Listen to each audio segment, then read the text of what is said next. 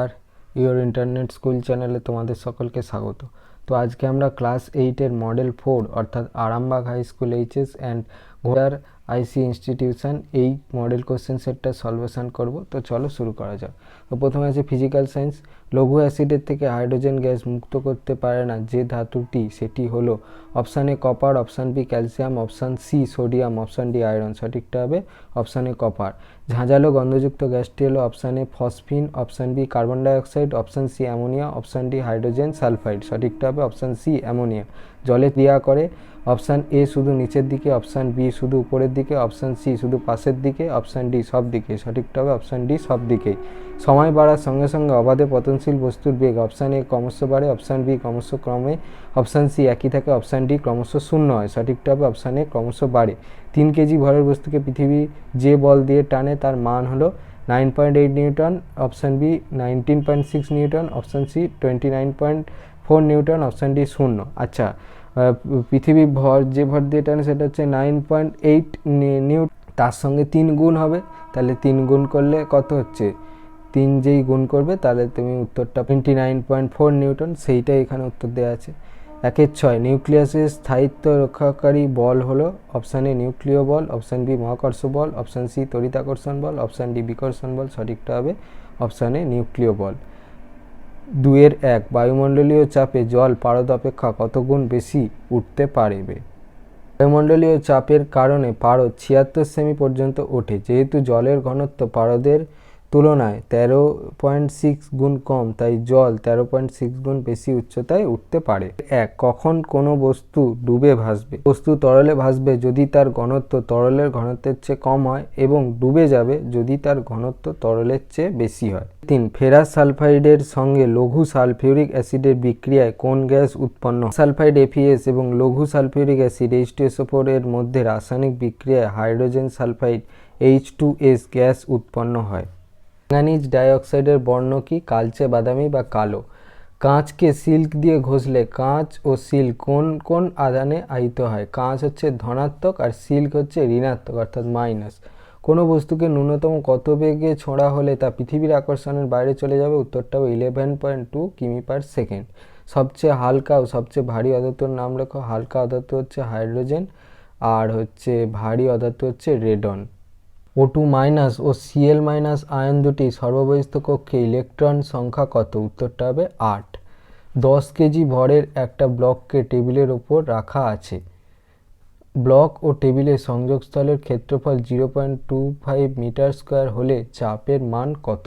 মান নির্ণয়ের সূত্র ইজিক্যাল টু কি হচ্ছে? চাপ ইজিক্যাল টু বল বাই ক্ষেত্রফল।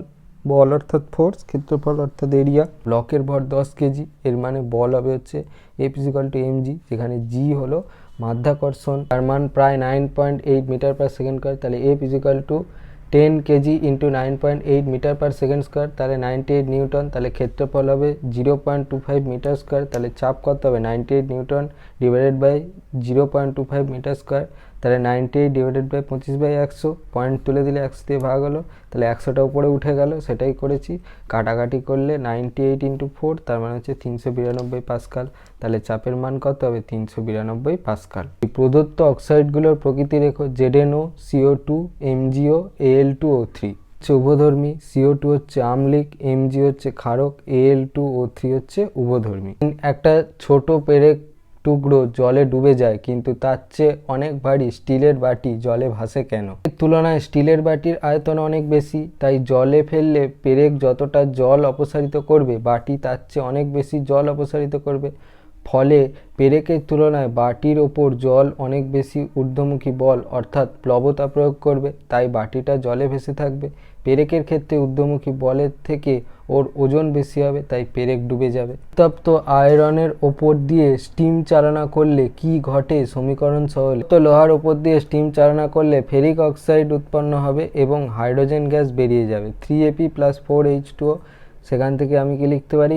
Fe3O4 + 4H2, এটা গ্যাসের উপর দিয়ে বেরিয়ে যাচ্ছে, এই জন্য আপ চিহ্ন। Life science. অতিরিক্ত অক্সিজেন পরিবহনের জন্য পাখিদের রক্তে থাকে মাইটোকন্ড্রিয়া, মিউসিলেজ, হিমোগ্লোবিন, ক্যালসিয়াম। সঠিকটা হবে অপশান সি হিমোগ্লোবিন। পর্দাবিহীন কোষীয় অঙ্গাণুটির নাম হলো লাইসোজোম, মাইটোকন্ড্রিয়া, রাইবোজোম, প্লাস্টিড। সঠিকটা হবে রাইবোজোম। পরিবেশের উদ্দীপনায় সাড়া দেওয়া ও পরিবর্তিত পরিবেশের সঙ্গে মানিয়ে নেওয়া হলো পুষ্টি, শ্বসন, সংবহন, স্নায়বীয় সমন্বয়। সঠিকটা হবে অপশানটি স্নায়বীয় সমন্বয়। সত্য বা মিথ্যা লেখো। মাইটোকন্ড্রিয়ার বহিঃপর্দা ভাঁজ হয়ে ক্রিস্টি গঠন করে। এটা মিথ্যা হবে, অন্তঃপর্দা ভাঁজ হয়ে ক্রিস্টি গঠন করে। ক্রোমোজোমের সংখ্যার সঙ্গে প্রজাতি কিভাবে সম্পর্কিত? সংখ্যা এবং প্রজাতির সঙ্গে সম্পর্ক হলো প্রত্যেক প্রজাতির নির্দিষ্ট সংখ্যক ক্রোমোজোম থাকে, যা সেই প্রজাতির জেনেটিক বৈশিষ্ট্য এবং সেগুলির জীববিজ্ঞানিক গঠন নির্ধারণ করে। ক্রোমোজোম সংখ্যা প্রজাতির জেনেটিক তথ্য ধারণ করে এবং এটি প্রজাতির প্রজনন, বৃদ্ধি এবং বিকাশের জন্য অত্যন্ত গুরুত্বপূর্ণ। 3 বিসদৃশ্য শব্দটি বেছে লেখো। প্রাইমোর্ডিয়াল ইউট্রিকাল কোষ প্রাচীর, সেন্ট্রোজোম, ক্লোরোপ্লাস্ট শব্দটা হচ্ছে সেন্ট্রোজোম। একটা জবা ফুল কেটে তার বিভিন্ন অংশ দেখার জন্য আমরা কোন ধরনের অণুবীক্ষণ যন্ত্র ব্যবহার করি? উত্তরটা হবে সরল আলোক অণুবীক্ষণিক যন্ত্র। শূন্যস্থান পূরণ করো। ভাজক কলা ড্যাশ স্থায়ী কলা বর্জ্য পদার্থ সঞ্চয়। উত্তরটা হবে বৃদ্ধি।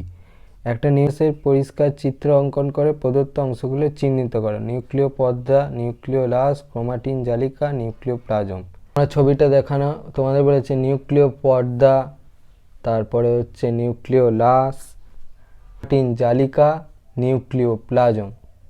3-2 ইউক্যারিওটিক কোষ কাকে বলে? সমস্ত কোষ আদর্শ নিউক্লিয়াসযুক্ত, উন্নত সংগঠন সমন্বিত এবং কোষ বিভাজনের সময় বেম বা স্পিন্ডিলের আবির্ভাব ঘটে ও নিউক্লিয় পর্দা অবলুপ্ত হয় তাদের ইউক্যারিওটিক কোষ বলে এবং এই কোষযুক্ত জীব বলে। উদাহরণ অ্যামিবা, ইউগ্লিনা ও সমস্ত উন্নত উদ্ভিদ ও গঠনকারী কোষ। সূত্রাকার শৈবালের নাম লেখো। উত্তরটা হবে স্পাইরোগাইরা।